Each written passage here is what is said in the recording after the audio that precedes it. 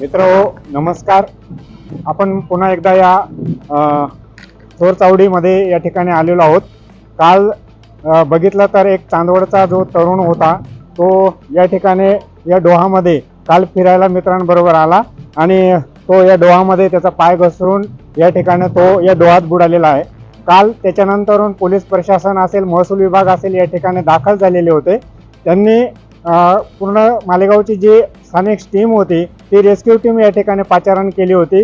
काल त्यांनी आतंक शोध घेतला, परंतु या ठिकाणी तो मुलगा सापडला नाही आणि सायंकाळची वेळ होती, अंधार पडलेला होता।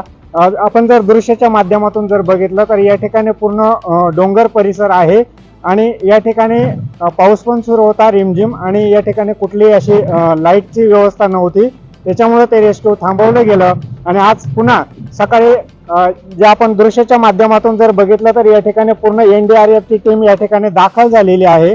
त्यांनी सर्व आपली व्यवस्था या ठिकाणी सुरू केलेली आहे।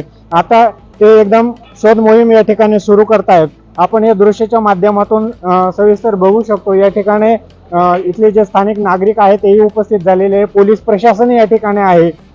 खरं तर आता ही शोध मोहीम ते या ठिकाणी सुरू करतात।